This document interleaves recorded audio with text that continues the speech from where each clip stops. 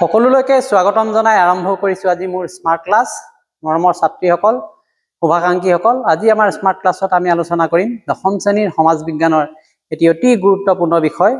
Most interesting topics বিশেষকৈ ৰাজনীতি বিজ্ঞানৰ আহাচোন আমি পুনে পুনে আমাৰ মূল বিষয়বস্তুলৈ যাওঁ আজিৰ আমাৰ আলোচনাৰ মূল বিষয়বস্তুটো হৈছে ভাৰতবৰ্ষৰ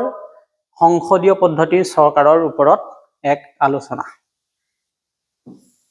আলোচনা আৰম্ভ কৰাৰ আগতে তোমালোকে মোৰ পেজখন পংকজ বৰা ফলো কৰিবলৈ নেপাহৰিবা লগতে মোৰ ইউটিউব চেনেল জ্ঞান সাগৰ সলিউশনটো নিশ্চয় সাবস্ক্ৰাইব কৰিবা ধন্যবাদ প্ৰথমে আহোঁচোন আমি চাওঁ সংসদীয় গণতন্ত্ৰনো আসলতে কি আমি অৰ্থটো জনা উচিত এতিয়াহে আমি এই গোটেই বিষয়বস্তুটোৰ ভিতৰলৈ যাব পাৰিম যে সংসদীয় গণতন্ত্ৰ হৈছে এনে এক শাসন ব্যৱস্থা য'ত আমাৰ দেশৰ শাসনৰ যি সৰ্বোচ্চ ক্ষমতা কাৰ হাতত থাকে জনপ্ৰতিনিধিৰে গঠিত সংসদৰ ওচৰত থাকে গতিকে সংসদীয় পদ্ধতি চৰকাৰৰ মূল কথাটো এইটোই এতিয়া ভাৰতীয় সংবিধানত যি গৃহীত সংসদীয় পদ্ধতি ই প্ৰকৃততে ব্ৰিটিছ মডেলৰ আধাৰত যদিও কিছু পৰিমাণে প্ৰভাৱিত হৈছিল তথাপিও ভাৰতীয় পৰিৱেশ আৰু প্ৰয়োজন অনুসৰি এই পৰিৱৰ্তন সময়ে সময়ে অনা হৈছে আৰু এটা পৃথক ৰূপ দিবলৈ চেষ্টা কৰা হৈছে এতিয়া আহাচোন আমি সংসদীয় পদ্ধতিৰ গোটেই কথাটো ব্যাখ্যাটো কেনেকৈ চাব পাৰোঁ সংক্ষেপে গতিকে সংসদীয় গণতন্ত্ৰ মানে আমি কি পাম চাবা পইণ্টবিলাক শাসন ক্ষমতা থাকিব কাৰ ওচৰত সংসদৰ ওচৰত সংসদ গঠন কোনে কৰিব প্ৰতিনিধিসকলে জনপ্ৰতিনিধিসকলে নিৰ্বাচিত কৰি পঠিয়ায় অৰ্থাৎ ভাৰতৰ ক্ষেত্ৰত যিখন সংসদ আছে দুটা সদন আছে লোকসভা আৰু ৰাজ্যসভা আৰু লগত সংসদৰ অংশ হিচাপে কোন থাকিব ৰাষ্ট্ৰপতি গতিকে ভাৰতীয় যি সংসদীয় পদ্ধতিৰ চৰকাৰ কি বৈশিষ্ট্য আছে এতিয়া আমি পৃথকে আলোচনা কৰিম প্ৰথমে হৈছে ভাৰতবৰ্ষৰ যি সংসদীয় ব্যৱস্থা ই হৈছে গণতান্ত্ৰিক অৰ্থাৎ ভাৰতবৰ্ষ এখন কি গণতান্ত্ৰিক ৰাষ্ট্ৰ আৰু আমাৰ ভাৰতৰ সংসদৰ দুটা সদন আছে লোকসভা আৰু ৰাজ্যসভা জনপ্ৰতিনিধিৰ সদন ৰাজ্যৰ প্ৰতিনিধিৰ সদন ৰাজ্যসভা এতিয়া ৰাষ্ট্ৰপতি ভাৰতবৰ্ষৰ ৰাষ্ট্ৰপতি হৈছে সংসদৰ অবিচ্ছেদ্য অংশ গতিকে ৰাষ্ট্ৰপতিক আমি এৰি পেলাই ভাৰতীয় সংসদৰ কথা ভাবিবই নোৱাৰো গতিকে তেওঁ গুৰুত্বপূৰ্ণ অংগ আকৌ ভাৰতৰ সংসদীয় গণতন্ত্ৰক গণৰাজ্য বুলি কোৱা হয় এইটো এটা পৃথক ধাৰণা তোমালোকে এই বিষয়ে আকৌ বেলেগে আলোচনা কৰিব পাৰিবা তথাপি কৈছো ভাৰতৰ গণৰাজ্য বুলি কৈছে ভাৰত হৈছে এখন গণৰাজ্য কিয়নো ইয়াৰ যিজন ৰাষ্ট্ৰপতিজন হৈছে ভাৰতৰ দেশৰ ৰাষ্ট্ৰপ্ৰধান আৰু তেওঁ যিটো পদবী এই পদবীটো বংশানুক্ৰমিক নহয় গম পাইছানে বংশানুক্ৰমিক নোহোৱাৰ সলনি তেওঁক আমি নিৰ্বাচন কৰো সেইকাৰণে ভাৰত গণৰাজ্য বুলি কৈছে আকৌ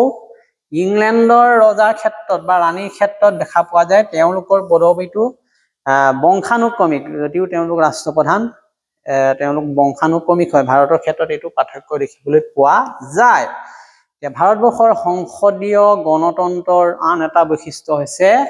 কাৰ্যপালিকা আৰু বিধানমণ্ডলৰ ওচৰ সম্পৰ্ক আছে গতিকে চৰকাৰৰ তিনিটা অংগ আছে তোমালোকে জানাই কাৰ্যপালিকা বিধানমণ্ডল আৰু ন্যায়পালিকা এতিয়া এই কাৰ্যপালিকা আৰু বিধানমণ্ডলৰ মাজত ওচৰ সম্পৰ্ক আছে ইয়াত যি মন্ত্ৰীসভাৰ সদস্যসকল আছে তেওঁলোক লোকসভাৰ বা ৰাজ্যসভাৰ সদস্য হ'বই লাগিব নহলে তেওঁলোকে মন্ত্ৰীসভাত কোনো স্থানেই নাপাব ঠিক তেনেকে সেইকাৰণে কি হয় কাৰ্যপালিকা আৰু বিধানমণ্ডলৰ মাজত এটা নিবিড় সম্পৰ্ক অতি ওচৰ সম্পৰ্ক আছে এতিয়া 4 নম্বৰ এটা বৈশিষ্ট্য আমি পাম দায়বদ্ধ কাৰ্যপালিকা ভাৰতবৰ্ষৰ যি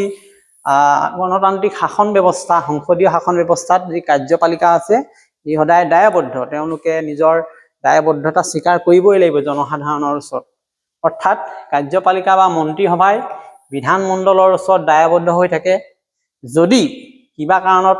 লোকসভাই অনাস্থা প্ৰস্তাৱ গ্ৰহণ কৰে তেতিয়াহ'লে মন্ত্ৰীসভাই পদত্যাগ কৰিব লাগিব আৰু শাসনৰ পৰা আঁতৰি যাব লাগিব। গতিকে এই বস্তুটো অতি গুৰুত্বপূৰ্ণ।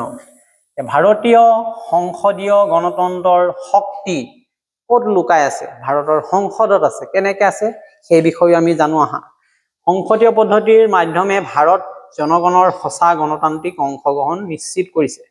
গতিকে ভাৰতৰ সংসদীয় ব্যৱস্থাত জনসাধাৰণৰ অংশগ্ৰহণ নিশ্চিত কৰিছে সংসদীয় পদ্ধতিৰ যোগেদি। যদিও সংসদ ইংলেণ্ডৰ দৰে ইমান শক্তিশালী নহয়, তথাপিও ভাৰতীয় সংসদে ভাৰতক এক বিশ্বৰ এখন মৰ্যাদাসম্পন্ন গণতান্ত্ৰিক দেশ হিচাপে প্ৰতিষ্ঠা কৰিবলৈ সক্ষম হৈছে। গতিকে মৰমৰ ছাত্ৰ ছাত্ৰীসকল, আমি অতি সংক্ষেপে এতিয়া জানিলো যে ভাৰতবৰ্ষৰ গণতান্ত্ৰিক শাসন ব্যৱস্থাত সংসদীয় পদ্ধতি চৰকাৰ কেনেকৈ কাৰ্যকৰী ৰূপ লৈছে বা সংসদীয় পদ্ধতি চৰকাৰ ভাৰতত কেনেকৈ প্ৰচলন হৈছে, এই সংসদীয় ব্যৱস্থাৰ মূল বৈশিষ্ট্যবিলাক কি আলোচনা কৰিলো। পৰৱৰ্তী সময়ত আমি